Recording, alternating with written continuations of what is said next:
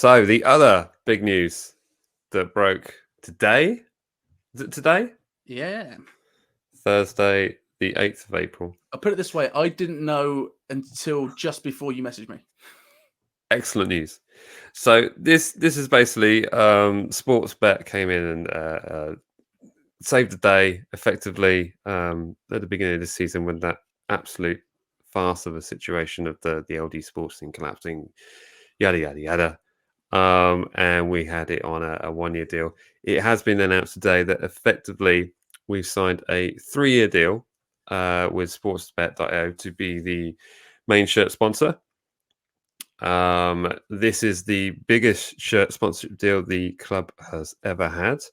And what that effectively means and breaks down to is basically 7.5 million quid per year. So although that doesn't sound like an awful lot of money, it is the biggest shirt sponsorship deal ever. There has been a reluctance for the club to have a betting sponsor, which many have their opinions on. If I'm honest, I'm not that fussed, but I can see how it doesn't look particularly great. When you're trying to, I don't know, keep a family element to it. But there we go. Mm-hmm. This ultimately then means that there could be, there are going to be extra funds available in the summer months, which is basically what we were talking about previously in the previous show, talking about transfer deals in the summer. So this is pretty positive. Are you generally feeling good about this one, Jack? Yeah, for me, it's kind of good looking forward. Do you know what I mean? For the past couple of seasons where it's been rocky, everything's been a bit different. To come for next season to have this new shirt sponsor, you've got Ralph who says he wants it to be a hot summer. He wants to balance the squad. New sponsor, new shirt sponsor. It's going to be like it feels like it's going to be a fresh start this summer with a side that's learnt some harsh lessons this year. Right. We've got the right idea, and we just made some really stupid decisions. And it seems like we've learnt, and now we've got this nice little thing to be like, we're going to try something. We're going to really push. I know, like you say, 7.5 doesn't sound like a lot, but if you think, like we said, Minamino was being asked for 9. That's a chunk of that. Or if you think about Theo's wages, that's not even a problem. Or you talk about whatever is going to happen with Danny's contract. There's no issues for the money. It's just what we do with it. And we know everyone says, there's a lot of people say Jow out, and we all have slightly different opinions on that. I look at our transfer window that summer, and I'm like, we did everything that we said we were going to do. We thinned out the herd, and we brought in some players. We thinned the herd too much, and we didn't. And the transfer window was way harder than anybody could possibly imagine. Right. So we were stuffed. It's been a lesson learned. So hopefully next season, and then next season you'll also probably have the games will surely ease up next season, won't they? Will I think sort of get back on track this year? Yeah, I think in terms of you talking about fans returning to the stadium. But also like just the dates of games. I mean, they won't be pushed back like they were because were we slightly late this season? We're very late this season. Yeah, I think it was towards the end of September, wasn't it? So I'm trying to think if with the Euros as well, will it be? When will it come back? So it's hopefully that's it. It just feels like next season kind of is already looking really fun. The fact that Ralph has openly said this is what's going to happen, it makes me feel confident. It's not often we get managers talking now about I know what I've done, I know what we got to do, and it's like, yeah, I'm excited for it. I'm really, really excited for it. Yeah, and it is a certain element of excitement there. I mean, there's lots of things to look forward to. I also think that there's quite a few players which are going to be perhaps coming to, that we're going to be able to offload. Maybe talking about Wesley Hoop, Mario Lamina, Elianusi. These are all big earning footballers which aren't featuring for our current squad, are they? Yeah. So this is all stuff that effectively we're still paying the price for, poor recruitment from 3 years ago.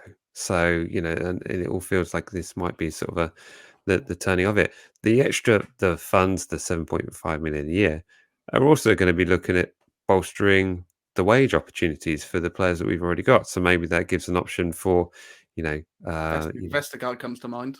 Vestergaard and all the players looking at extending their contracts and saying, look, maybe we should be competing at the wage level of some of these other clubs, which, they're able to offer 120 grand a week or something like that as their basic kind of wage. So, I don't ever want us to go crazy, but you got to think about, the extra money that having a betting sponsor can give you. It all looks very good. There are some weird things within it. I think there's a clause that if we qualify for the Champions League, that they will give us like a huge sum in Bitcoin, which is a bit odd. I don't really understand any of that really. So that could be something that end up buying Mbappe with Bitcoin. Maybe. Well, the article, the Athletic did a nice little breakdown of everything about it. I don't know if you saw it, but there's the one thing I saw in there was about if at this review, if they do get rid of betting sponsors, that we're technically owned by the corporation that owns them, right?